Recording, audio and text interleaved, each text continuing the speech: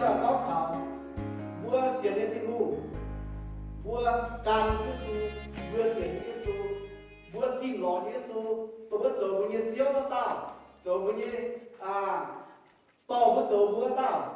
เป็นตัวไม่หลีไม่ชักเฮ็ดให้จริงมูอ๋อยเยอะมันจะบางที่เสียงยามตาปุนบัวแต่เสียเก่าหงปุนบัวเก่าปุนเยอะจริงมูไม่สีไม่แปลงความจะให้อยู่บัวปุนเยอะจริงมูเวจูบุญยทินหูหิวเจงมันบุญยทินหูหิ้งเจียมันสีบุญยทินหูให้โจต้องมันอยู่ไม่เด็ดอยู่บุญยทินหูให้โจทินหูเสียต้องห้ามออกมาตอนหาบัวเก่าช้ำเจียที่มูหาบัวจันของเขาเจียวหาบัวที่มูหาบัวที่มูไม่กวางบัวมันปัดเช้าเนี่ยบัวจูบัวกวางที่มูไม่เจทูกวางบัวมาน้ำที่มูไม่เจที่มูไม่น้ำบัวที่มูจันสมมติตกเยี่ยมเนี่ยนี่กวางบัวอินแรงนี่หว่าอยู่เยี่ยมเยซูกิตูอินห้อยyang lo đang coi sổ hoa, giờ những cái hang thì cũng coi hiện, nhìn hang của những cháu này cũng coi hiện đó. Khi lúc giờ tôi chế màn được có tao, tôi chế lu chế đào có tao, tôi có mai lìm mai chát mai hạt mà, giờ trước chi nhủ của họ như gì tôi vẫn chi mảng gì nói đó. Vì nói cứ xé xuống bên này, bùa khảo tao chiếu, bùa gan tao chiếu, bùa xiên tao chiếu, bùa mà hết nhiều chủ có sự cầm gì á, vì có chỉ nhỏ, bùa như xin xe già thì cũng gấu. Liu bây giờ đi luôn, giờ cũng cỡ. Bây giờ xuống bên này hát giàn mua quay xế, thì không thấy có liu lấy dễ bây giờ đi quân cho cháu lắm rồi sao? Bố con bây giờ kia xế nhé mẹ là thiên hương lẽ chết cấu dễ. Tốt thiên hương từ á, mà nhìn mà cha nhà thiên hương cấu thiên hương. Bùa phía sang nhà ta, bùa cũng nhớ thiên hương ở. Ý nói ý ở cũng nhận qua màng tháo thiên hương như cha ở. Bùa bùa tiết tốt, thì remind us. Bùa chán tháo. Có biết thiên mu là cũng kể hết không? Có vì Giêsu là kể mình mà cha không? Vì Giêsu là kể lỗ không? Vì Giêsu là kể thiện cũng vậy. Thì cũng qua ở đám thì mà họ và Giêsu tu giờ cái tai cái gì tôi đi kể bằng kia ta quên hàng lên ở đi giờ để cháu ở là bố phải Giêsu ta thì ta bằng kia ở đi từ khúc phiền đến ta từ khúc phiền á đi mai lìn mai chát mai hạt má sọ bè tăng cho bè ngã Giêsu mai lì mai hạt má có nhìn nhau, in hoa chừng chi nhìn nhau na, cũng chỉ cần thiếu cái bè, giờ họ thiếu, điều thiên vô thì thiếu, sinh linh thì thiếu, Giêsu thiếu nhìn nhau ta, bây giờ chỉ ta in hoa, bây giờ hành hám nhìn sẽ to, bây giờ hành hám thì ba, bây giờ hành tổ chức cho cô sẽ về Giêsu, bây giờ tổ chức. Hắn là Giêsu hay tổ chức mà đủ, ý hoa sẽ có hết tao nhìn nhớ, cái tôi Giêsu thiếu, vừa tôi Giêsu thiếu bao nhiêu này, thiếu bao nhiêu nhớ. Bún bữa chán thảo, giờ chán chân, bữa mai hết là những chuyện ngu ở, cái cũng chán thảo, và chán chân, giờ phùng nhớ sẽ chết, cái cũng có hết nó bữa phùng nhớ sẽ chết. Bữa mai bèn bữa tao thảo thì có, chúng mà mình cho bao nhiêu bèn, nhiều bữa lên không. Lên bữa mặc thì nó thay tập biết ra thì nhất nhiều mà. Giêsu yên bông dìa tài bữa chẳng mà nhiệt chấm nhiệt cảm chết đi bữa cha chủ bác hai tầm ra tầm luận tầm chiết ra ngõ có thấy Giêsu phò bông một chùm tổ ở chùm bà tổ Giêsu dìa của đĩa đi nó nhiệt chấm con thì cũng nhiệt cảm Giêsu đi của Giêsu có như vậy là mai lý ba hạt má hạt tao ở quán Giêsu giờ hạt tao của họ cái gì hạt tao giờ tôi quản của họ cái gì thì nó chỉ hạt cái bữa ca Giêsu như Giêsu như hạt là bữa ca cái gì đấy bukan Yesus, bukan aku bohong sih. Bukan apa bohong sih. Bukan Yesus, nak bukan Yesus, bukan cip punya phúc. Tôi phải bohong sih, dia punya mẹ. Cái gì vậy có? Mai làm nhân, phút cồn hú bèn, tai quyền chia Yesus nghe giảm nhiên. Nhìn tôm có à? Chúng tao bèn nhiên hiểu Yesus tôm có à? Sẽ có mẹ ỏi nó, mẹ hay tỏ đúng, thì nhé bèn. Ta pha miền Giêsu sung của ban trên của làn miền đã có Giê ói trò nhé mày lỗ ta mà của làn miền nhé bèn chiều liềm dề lỗ nhá nhìn mua có cả côn ngũ nhé bèn yên chỉ là ngồi ít sen được bu này về tại ngõ của nhé bè tôi hát tác quần ta miên thảo nên được qua chủ xin cha của chủ mình xin hô tài hút phang hút nhồi ở xuất vương kiểu lại hốt phải mai tao hỏi mua mai tao bị phang nếu bám tao miên hãy Giêsu hãy tỏ bè hãy Giêsu là mai liền tỏ bè mình nhớ là hắn chứ in hôi là Giêsu mình thao quạt Giêsu你这管耶稣你只搞东国啊，被太平的话，你不耶稣搞我们你是东国，东国啊，sẽ có mấy gọi nó rồi như vậy, nó耶稣能给他吧，你不把别人的办，你不把都还好，你还谁呢？你不把罪都还好，我打了耶稣管我的罪，我做耶稣还做我们的办，也还做我们的办啊，係咯。耶穌就睇一晚即得個唔病咁樣啦，你一病就真係有咁樣，冇講你嘅理智 disappear 咗啊，病真係推咁樣，你真係冇心態，面冇啊，每日耶穌自己冇康啊，你係做慢病，咁把外人有見到我就做些，冇我就帶考一些。bố ca nhớ là tao cáo với kiểu ban thì chỉ có tao cáo lồng doan tao cáo địa sát là tao cáo bố tao đây quên gì à thôi Giêsu mà chỉ chừng bố già kia chừng quên gì à thôi Giêsu nha thì tại cái lao đó cái cua kia ngoài nó cua ngoài là dưới là mông lông tại kim đó nha giáo này hết giờ nếu như quên cái chỗ là ta quên nữa thì có chiếu là sao có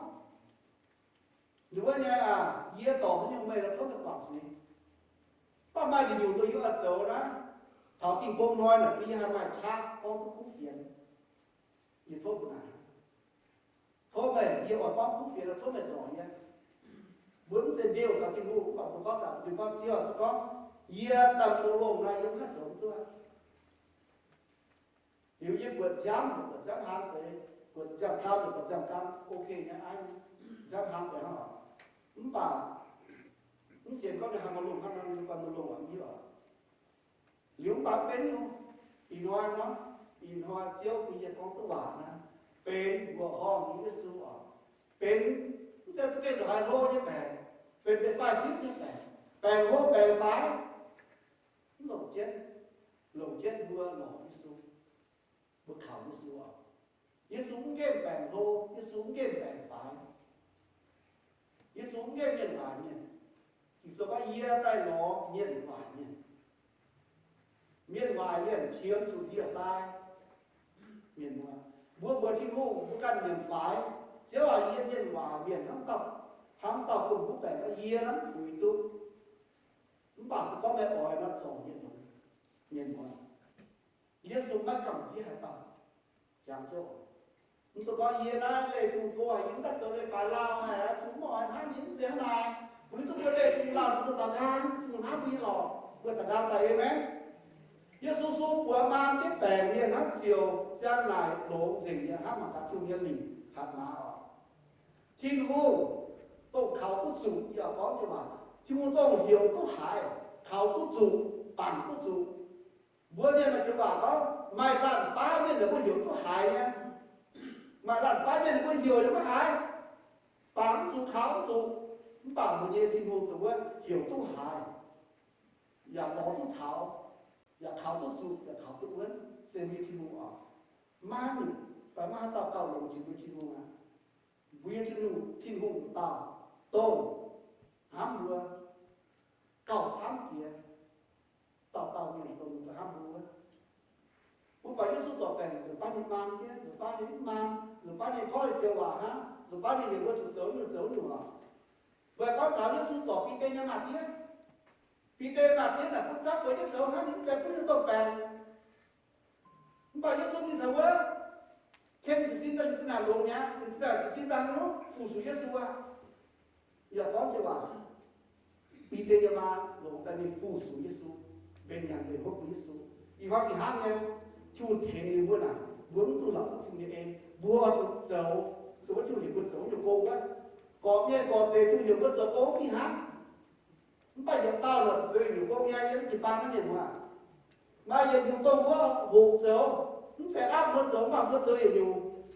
tôi hay nhiều mất tao cao về như nó phải nhiều phải mất chơi nhiều mà cái chúng ta mới hiểu rồi nhiều quá vừa chúng ta mới hiểu rồi nhiều giờ chúng vừa đi vừa đâu vừa đi cái này rồi thì nó bắt hai tập kết ra sẽ phải chịu mấtตัวGiêsu biệt đi tê như béo còn đi tê như mà ý bất bẻ đi tê như mà ý sẽ mà ý tốt chuyện xin cho nhé quỷ chân vớt sầu Giêsu nán mình nghĩa của xin chiều làm nhé nên chiều chia xin tai phụ số Giêsu xin mà có tôi là cú thì đúng nghĩa ê đến mà cái thốt nhiên vượt chàng thảo chung thiền với chúng ta rồi nhưng mà ta thiền với chúng ta chúng em bền cái thiền của em ấy chúng em bền cái thiền của chúng bảo vừa chúng tôi lấy của chủ sau đó vừa chúng bền cái thiền của thì có gì nữa thì nói là chúng thiền của vừa và ý nói có là quảng chúng mùng nhé chứ là phiết nhé chứ là phiết giò nhé thế là vừa ta can một chú thảo với nhiên hoi thảo với nhiên quần thảo với nhiên há thảo với nhiên nhàng vừa túc chán không sao hiểu không ạ vì tên nhà mạc kia nhìn đi nói Giêsu cần nói đi với cái chỗ vì tên thì hiểu Giêsu nhìn rõ vì tên nhà mạc kia hiểu Giêsu đã thiền đi ông hiểu với Giêsu đã thiền đi Giêsu cần thiền đi với nhau vì tên nhà mạc kia chung ham mình nhìn ham thì buồn ham thú nhiên này mà chỉ dùng chúng hiểu là chúng ta thấy một cái em ấy một xíu như vậy mà chỉ dùng nó hiểu là người ta lấy cái thấy một cái như nào một chúng hiểu không thể dùng ra bữa tao cáo Giêsu thấy mỗi một niềm mơ hồ mà chỉ dùng một cái bèn là bữa hiểu cái Giêsu có chúng ta cáo nếu mà với Giêsu cần giúp thấy một cái nào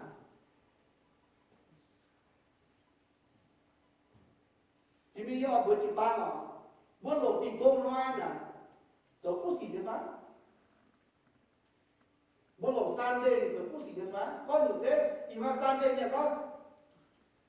các thế mà cái như xin hòa nhà vượt chạy chứ để mình vẫn có mấy khủng như là mình nhớ bữa dấu cú xỉ là mình nha bà thì có hiểu bữa thực to lắm hỏi là dấu tình công nói bà vẫn sẽ quân nhìn dấu lấy cái đồ chứ quên Giêsu có người lộ tình công nói là dấu cú xỉ và dấu bài xỉ người đầu tiên có hoa là hỏi được phải thiền nhé thiền hoa về nhà cứ hít quần nha cũng bảo nhiệt thiền nhiệt sẽ chủ động thiền là vua thiền cứ nha bố ca được chiếm rồi nhiều quy thiền cứ bố ca này cũng sẽ có nhiều tình con hoa để mà lên rồi nhiều lo sao này lấy cái nhiều như tôi là phần quên chứ như con được chết là hả nào cũng tôi muốn lấy là đồ chứ vua bên cùng gọi như này em ấy ví dụ như là cùng gọi mà có giờ phút gì là đổ hết cuốn dấu tu ở Giêsu yếm lùng đĩa mai hạt má quảng mình nhất suy mai lì mai chát giò mình nhất bèn chúng ta quảng suy chúng ta giò bèn như về ra kinh to cũng có bạn nói tung mình như vợ thì nó bắt thai thật ước ra tầm đi có cần được một chúng bà yếm hỏi buôn mày vua kiếm tu kia Giêsu có ở cũng được vươn mở lại nhìn tu kia ở con tổ khăn cái tay để nhìn tu kia itu ba nhìn cái ton yếm nung kia mai hạt má quảng đi Giêsu mà ta hạt quảng cũng đi Giêsu cùng chiếu Giêsu cần hạt quảng đi Giêsu cùng Giêsu cần hạt phiếu của chính thể Giêsu nhận giáo phiếu của chính thể Giêsu quảng đi Giêsu vừa nhận phiếu phiếu tôi quảng đi yếm nung kia mai hạt má quảng đi Giêsu Giêsu chiếu bùa phút bèn bài như nhiên chia xin ta còn thiết mà nhé chịu giật ra miền mùa Giêsu có hiện chiều quả quả nó ta bèn bài như chịu miền nó ta bèn bài mình xin ta giảng cháu ta miền chủ xin ta giảng cháu rồi nhé nói xem cái chúng em ấy nó thốt với bài của bên trên cái chúng em ấy hay là bên chúng là chiều có màn xì là miền mùa một phút của nhớ con chim mùa 耶稣做病毒，耶稣也做精咩，耶稣也做个大牛，还讲话耶稣做那东西啊，话都系你都那些东西有变化。耶稣hiểu拉萨拉nàng tại拉萨拉tại耶稣hiểu đi nàng tại miền ngoài耶giao có những non phái những giao thì cái chỗ là khu nhưng mà thế nào cái chỗ là khu iman nó bèn chỉ chỗ nào đó là khu iman nó bèn nó là vì chỗ rồi là khu nhà mà cho nên người thì tập đạo thì mình sẽ có yếm giao thì tập đạo yếm giao mà chiều chiều chiều ba chiều chiều ngày mưa sáng yên là các tiên chiều chiều tập đạo quân nhân lòng là đổ tài như con này nhớ là thô vừa thì cái tập đạo để thi ở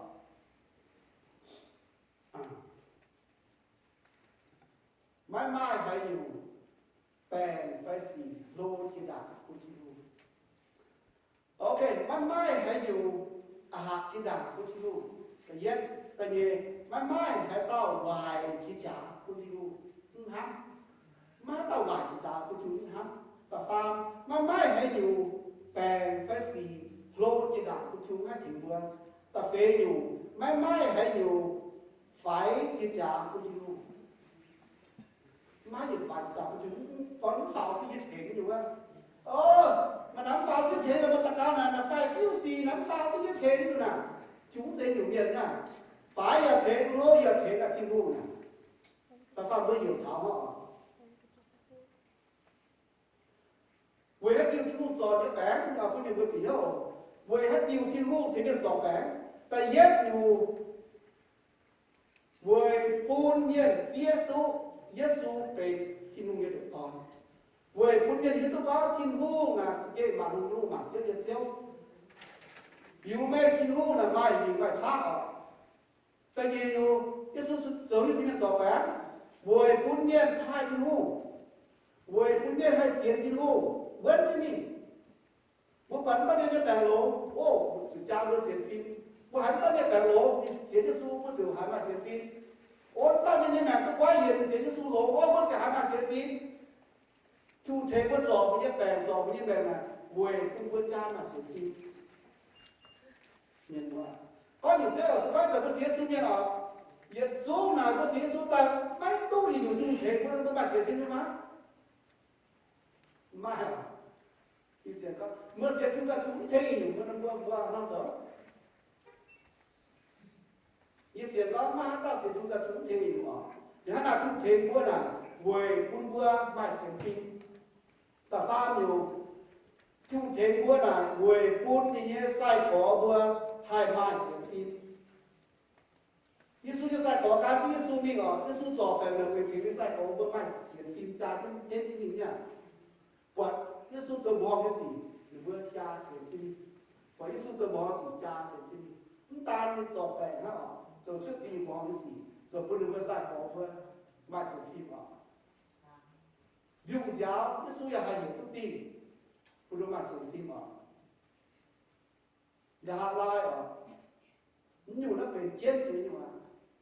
bữa tu xin tu nhà mà kéo hồ kéo lỗ mà chia hồ lỗ amen lỗ nha lỗ nha Phật giáo Phật chia amen bà sẽ có bao nhiêu buổi yên kim to nắm hai amen một số kinh sơ có thảo xét mới nói là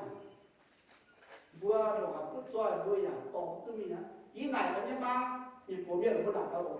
muốn đạt cái phổ biến đúng hết rồi hơi dùng muốn đạt cái chiều từ hơi dùng cho ổn là cảm ơn thì có được cả ma mẹ ô chỉ là mẹ chiều từ hơi dùng cho phái thì có ma gì biết chiều từ ý vấn đề mà nó nói cho cái cô đồ này cũng bắt chiều hết rồi chia dẫn chiều từ nhé mà nhà dẫn chiều từ mà qua mà hàng nhà nắm tay đấy hàng hoa chúng tôi mới tin toàn cái tập về thế đi bữa phút cho để con đồ như là con đồ như là phút cho ta chỉ có chưa được cô em ấy không phải như con là vượt to không tôi nhìn như vậy không tôi phải chính ra là đây cô thiên hùng không tôi phải báo trình báo nhà này đây cô thiên hùng thì họ sẽ tôi trình tỏ nhà hai em này nha bảo kiện nhà tôi nha mà bán như thế rồi nhưng mà bị xe đi ấy là cái chung nào bị xe đi em ấy không bảo chen được mảng nó sơ ở mảng có thì hùng cái sơ thì có chẳng là tan sơ ở tổ cái gì cao cao sai giáo sinh có phá cho nên đấy mà nó sẽ tới mà để liên nó nhá cái số hiểu về buổi nó vẫn mãi buổi nhiều hơn ai được to mình nhận thì sao các mình nhận nhà sắp cũng bằng mãi nó cũng chỉ to không rồi này chứ mà hiện nay 2 million nó ở mãi nó chỉ to nữa 5 million chúng tôi bị một chiếc xin nhà người mãi nó chỉ to và phải cũng xoay nó cũng chỉ to nếu nó cũng chỉ to là vì đi bên nhà hái thì sao có gì đây nữa khâu hay để to ngạt cái nhà kia thì bắt đầu khoai nó vừa chủ xiên lỗ ở đây mà cô bố con thì gọi mà cô chỉ vừa trang chỉ vừa gì sao có hai tao xiên nhà kiểu anh nghe lấy vừa tao chiều tú chiều à hai tao với xiên vừa tao chụp tình chụp mi yên tình mà nay cũng có nhiều à nó một sức xin à ok nó mới tạo cao xiên liêu chỉ chúa bia liêu thì mà ta phải về tiếp theo